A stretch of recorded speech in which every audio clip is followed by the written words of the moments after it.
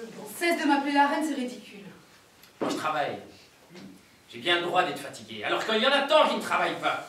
Ces millions, ces hordes qui gémissent dans les rues. Oui, je sais. Mais moi, ça ne m'arrivera pas. Quand on a les responsabilités que j'ai, on est indispensable. Tu comprends? Hein? Ça, au moins. Tu comprends, on a bien le droit d'être fatigué.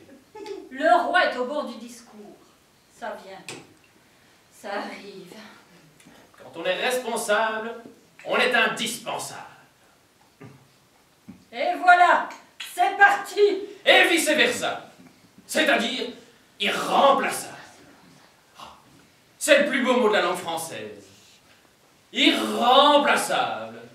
Enfin, quand on parle de soi, bien entendu. Je suis l'adjoint du sous-chef, tout de même. Je ne suis pas un employé obscur qui vaille aux corneilles en suçant des bordereaux. Tu en as conscience. Tout dire, tout redire. La même litanie. Mais pourquoi? Tu me demandes, je te réponds. Pour exister? C'est quoi les gens heureux? C'est qui? À propos de bordereaux, justement. Eh bien, aucun bordereau n'est transmis au sous-chef qui ne passe pas par moi. Aucune remarque, aucune réclamation qui ne passe pas par moi avant d'arriver au sous-chef. Qu'il transmet au chef, qu'il transmet au sous-directeur, qu'il transmet au directeur adjoint, qu'il transmet au directeur, qu'il transmet au président-directeur général, qui ne le transmet plus à personne puisqu'il n'y a plus personne à qui le transmettre. Et puis qu'il prend une décision. Oui, non, rien. Et qui redescende par la voie descendante, qui est la même que la voie ascendante, mais en sens contraire, et qui m'arrive à moi. Moi qui les répartis, qui les dispatche sur les exécutants, qui les exécutent, comme c'est leur rôle. Ah, ce n'est pas rien. Je suis un homme d'ordre et de décision, puisque les ordres et les décisions m'arrivent à moi. J'ai l'impression qu'ici on l'ignore, ou qu'on veut l'ignorer. Mais non, on l'ignore pas. Je sais que ce que tu fais est important. Cet homme est grotesque. Tu aurais dû épouser un charcutier, mais ce que je dis, Il n'est pas grotesque. Je crois qu'il est malheureux. Important, tu le dis toi-même. Et quand on fait des choses importantes, on a droit à un petit peu de reconnaissance. Et moi je fais rien d'important. Important et craint. Oui, parfaitement, je suis craint. Ça, on peut dire que je suis même l'homme le plus craint, car il suffit que je fasse une note, une remarque, et hop, la voilà qui vole vers haut. Et quand elle redescend, alors gare. Il n'y a qu'ici. Tu voudrais qu'on te craigne? Oui. Non, je ne veux pas qu'on me craigne. Je veux qu'on me respecte. Et on te respecte. Bien plus que ça, d'ailleurs. on l'a mis, on le vénère. Ce matin, pas plus tard que ce matin, le président directeur général a dit « bien ». Eh bien, quand il est arrivé jusqu'à moi, ce bien, il m'a fait du chaud, du doux. C'est pour ce bien aussi que je réclame un peu de silence, pour pouvoir en profiter après toute cette agitation.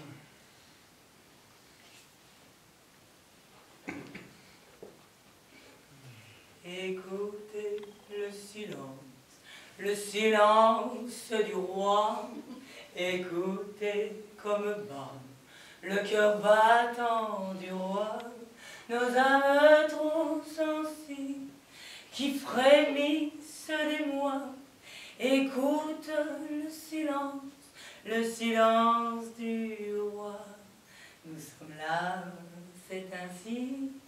Toutes trois, c'est la vie, mais le monde transforme la nature des hommes, faisant des plus fragiles des pastiches de roi. N'y a-t-il rien d'autre que le jeu qu'on doit jouer? Quand on ne travaille pas, on est confronté au grand vide du rien. Et la quête du néant. Quand on travaille, on est confronté à l'autre forme de vide, celui de l'autre vie. Je travaille, donc je suis, et je suis mon travail. Présentez-vous, Dupont. Ingénieur, Durand. employé, Durand. commerçant, Martin. fait, Martine. îlot. Est-ce ainsi que l'on dessine des êtres? Qui êtes-vous? Un poste? fonctions. Dupont. Moi, j'aime les fleurs, le bon vin et les femmes de 30 ans. Durand. Moi, j'écris des chansons et je les chante pour moi. Dulon. Moi, je suis amoureux. J'attends la fin du jour pour rejoindre celle que j'aime. Martin. Les mots croisés, il m'arrive d'en créer. Martine. Voyager, découvrir, j'alimente ma théorie. Vous avez un métier. Mais bien sûr, c'est un moyen de vivre ce que l'on aime. Évidemment, mais ce n'est qu'une part de ma vie. Dubois. Moi, je ne travaille pas.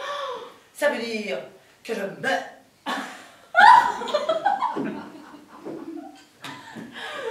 Dites-moi qui vous êtes, ce qui vous fait pleurer, ce qui vous fait rêver, vous met le cœur en fête, ce qui fait que la vie est bien plus que la vie.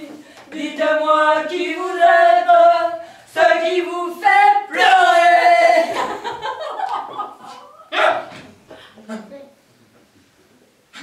Quand on ne travaille pas, ne pas travailler, c'est chercher. Quand on travaille, ne pas travailler, c'est ne rien faire. On digère. On digère sa journée. Mais qu'est-ce que vous faites?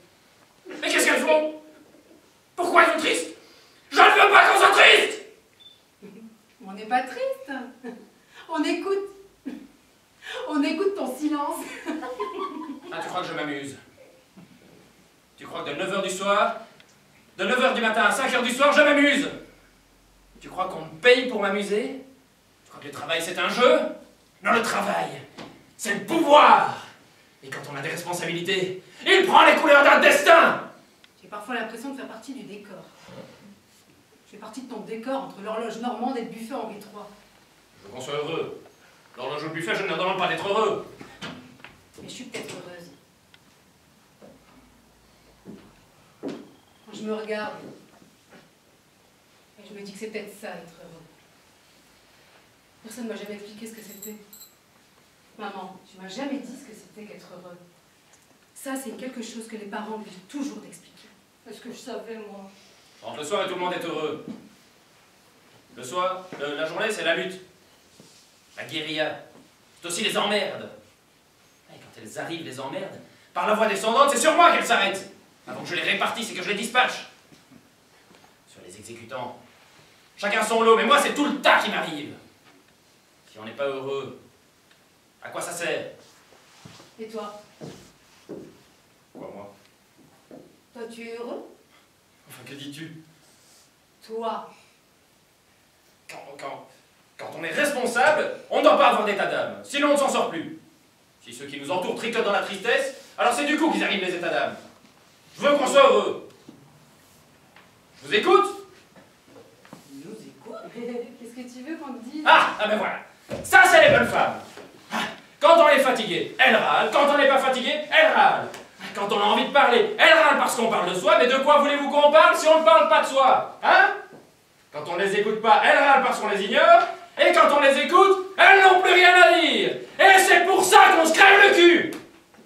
Tu veux qu'on te raconte notre journée? Ma journée? Eh non. Ben quoi alors? Je veux qu'on soit heureux. On peut aller au cinéma. Tu sais, la brasserie, tu écouter de la musique, au théâtre. Oui, c'est ça. Tout de suite la grande vie. Hein. Quand on était dehors toute la journée, le soir, on ne retourne pas dehors. C'est ceux qui sont restés dedans qui ont envie de sortir le soir. On se demande vraiment pourquoi on achète une télé. Quand on achète une télé, c'est pour rester dedans, pas pour sortir. Eh ben moi, je vais vous raconter quelque chose.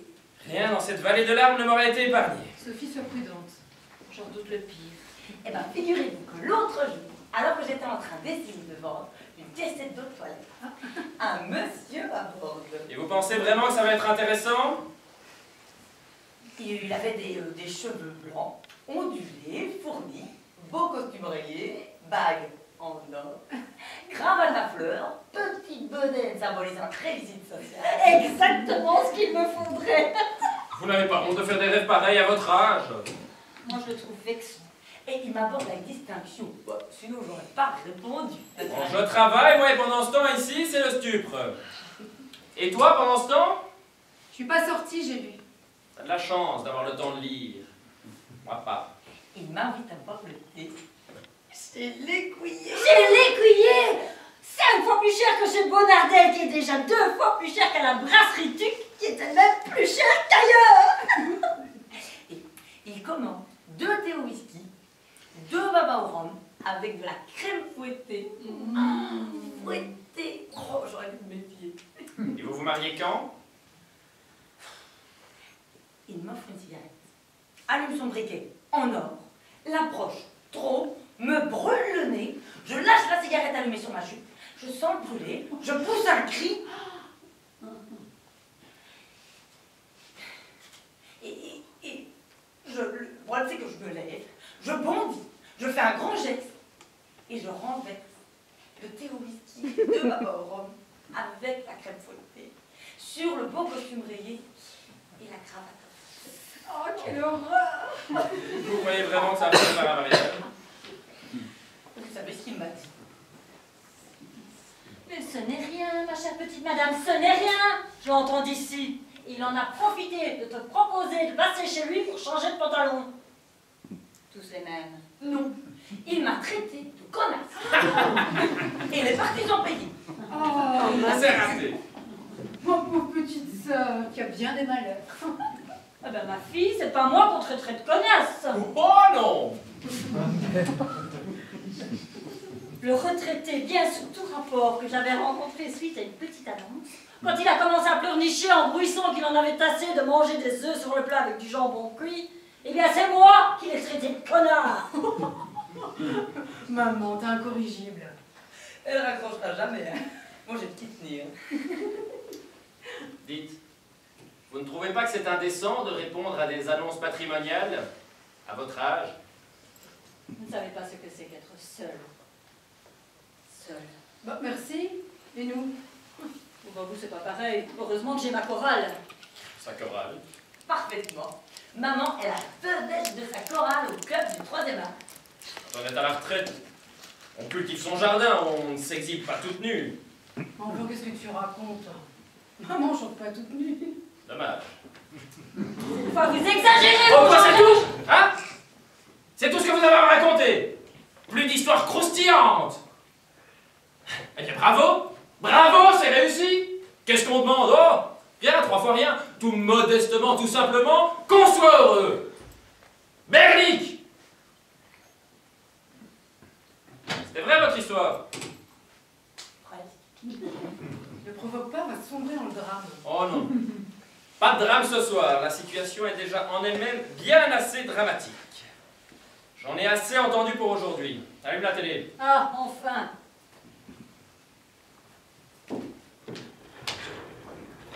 Et voilà. Et voilà. On a encore caricaturé. Non, c'était pas si.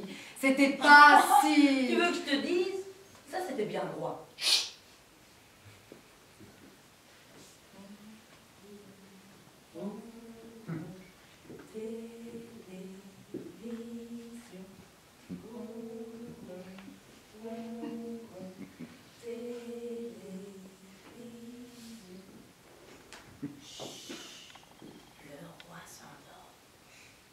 Face à l'écran allumé, le roi s'est endormi. Que celui qui s'est jamais endormi devant son poste de télé lui jette la première pierre.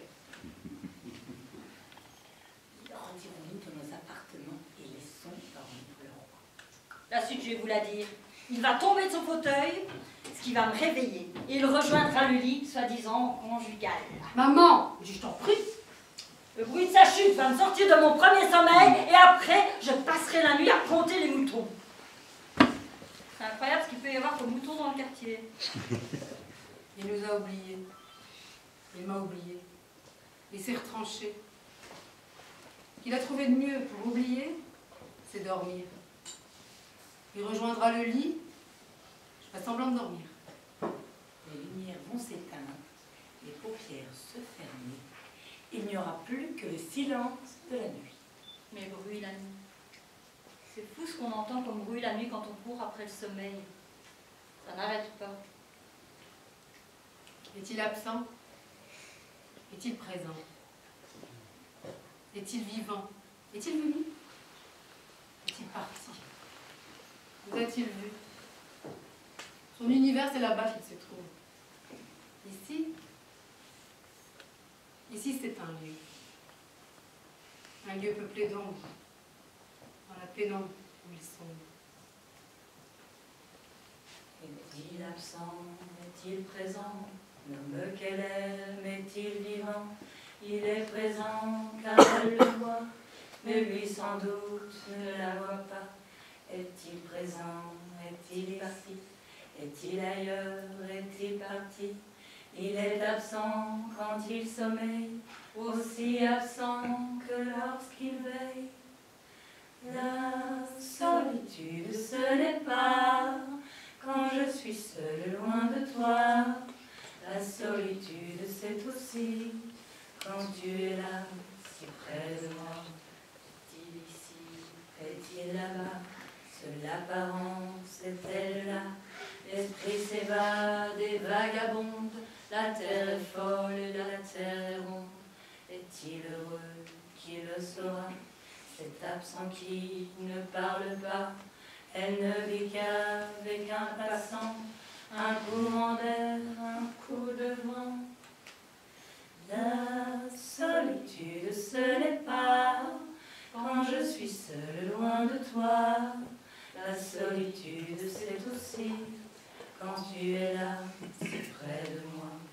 Et le temps file, et le temps fuit, corps et l'âme, tout vieillit.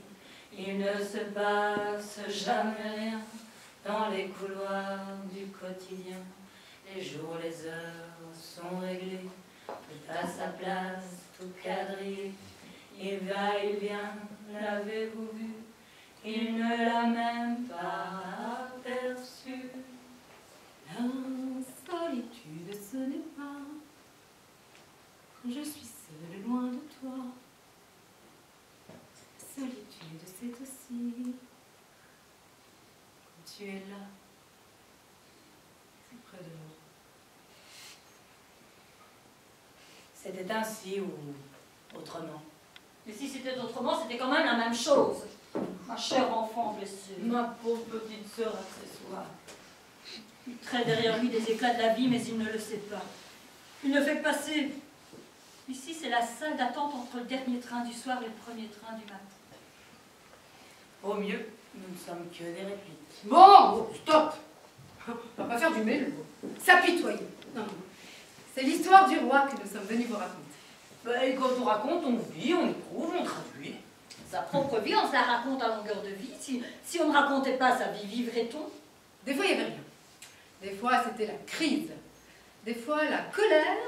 Des fois, la somnolence. Un jour, il nous a raconté une histoire. Le président directeur couche avec la femme de ménage. Je l'ai vu. Ça. Un jour, il s'est passé quelque chose qui en a enfoncé un sérieux coin dans l'univers du roi. Un jour, ouais. Après plein d'autres jours comme celui-ci, comme les autres. Ce soir-là, on a ri, on a chanté, on a dansé. Il ne faut pas raconter ça avec légèreté, mais comme quelque chose de grave. Il faut raconter ça avec humour. Vous racontez ça comme ça s'est passé, tout simplement comme ça s'est passé. C'est difficile de faire revivre les événements tels qu'ils se sont passés, parce qu'on sait déjà ce qu'ils ont changé. On est tenté de leur donner la couleur qu'ils avaient réellement, et non pas celle qu'on leur donnait. C'était un mercredi. Non, un mardi, tu te trompes déjà. Oh non, je me souviens, c'était un jeudi. Tu n'avais pas raison puisque tu as dit que c'était un mardi. J'avais raison de dire que c'est difficile de faire revivre les choses telles qu'elles se sont passées. On n'est même pas d'accord sur la date. C'était un jeudi, je m'en souviens. Dans cette scène douce et paisible, nous attendons le roi qui va rentrer. Elle part. En attendant le roi qui va rentrer, nous vaquons. Je veux dire qu'il faut que tout soit prêt pour le retour du roi. Elle rêve. Dans cette scène douce et paisible, nous attendons le retour du roi. Et celui de la reine. Elle a ri. Je suis inquiète, Sophie. C'est la première fois qu'elle n'est pas encore rentrée à cette heure-ci. Mais ne joue pas les mères angoissées, maman. Plus tu sais bien que c'est un garçon. Ma mère, ta grand-mère que tu n'as pas connue m'attendait dans la rue, quelle que soit l'heure, quel que soit le temps. Il fallait que je lui téléphone tous les jours, sinon elle m'imaginait morte. C'est pas une raison. Les gens qui arrivent en retard n'imaginent jamais ce qu'on imagine parce qu'ils sont en retard. Sinon, ils arriveraient à l'heure. Mais tu sais bien qu'elle se présentait à une petite annonce pour une place. Elle va rentrer comme d'habitude. Désabusée. Trop vieille. Quand on a plus 20 ans, on est trop vieux. Et quand on a 20 ans, on est trop jeune. C'est pas étonnant qu'il y ait autant de chômeurs, on n'a jamais là. Je sens qu'il lui est arrivé quelque chose. L'humour de petite maman. Avec tout ce qui se passe aujourd'hui, l'insécurité. Moi, je connais 2 dames de ma chorale qui n'osent plus aller toutes seules dans leur salle de bain de peur de se faire agresser. Moi, j'avais une amie, Nadine, tu te souviens? Eh ben, elle n'osait jamais coucher toute seule dans son lit. C'est tout ce qu'on les trouve. Les dames de ma chorale couchent toutes seules dans leur lit. Sauf miracle. Oh, mais qu'est-ce qu'elle fait, mon Dieu, mais qu'est-ce qu'elle fait? Elle a peut-être eu envie de marcher un petit peu pour oublier la déception. Rien de tel qu'un peu d'air frais. Oh, tu m'agaces. Tu n'as pas de cœur. Moi? Moi, celle-là. Elle se chamaille, mais c'est jamais grave. Hein. Elle ne rentrait pas. Tu dis? Si elle ne rentrait pas. Tu veux dire si elle découchait? Imagine, elle rentre au petit matin, les yeux cernés, la bouche gonflée, l'air apaisé. Naturellement. Ta sœur ne rentre pas de la nuit et toi tu l'imagines en train de s'offrir au premier venu. Tu as un mauvais fond. Je me demande de qui tu tiens. Toi, si tu ne rentrais pas, je saurais où te trouver.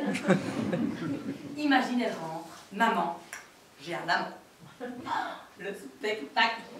Il n'aurait qu'à s'en prendre qu'à lui. Quand une femme prend un amant, c'est toujours de la faute du mari. Ben voilà. Alors je vois pas pourquoi tu t'inquiètes.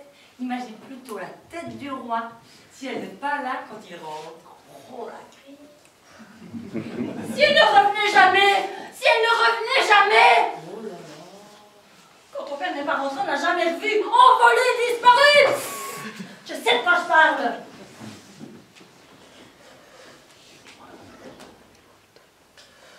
Écoute.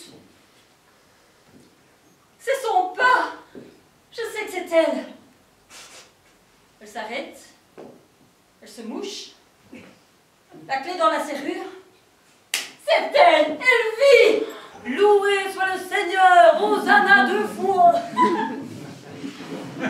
Toi, t'as mauvais fond. Je me demande vraiment de qui tu tiens. Mes chéris, je suis en retard. Oh, j'ai une grande nouvelle à vous annoncer. Tu as un amant. Je veux savoir qui c'est. Quelqu'un que je connais? Je me demande pourquoi je demande ça, parce que je ne connais personne à part les gens de la chorale. Je commence lundi. Elle avoue. Tu aurais pu me prévenir, me téléphoner. C'est rare que les filles envoient un faire-part à leur mère. Et d'abord, pourquoi lundi? Quelle idée pour commencer gaiement la semaine? Mais qu'est-ce que vous avez toutes les deux? Moi, derrière, c'est maman. Tu as vu l'heure qu'il est?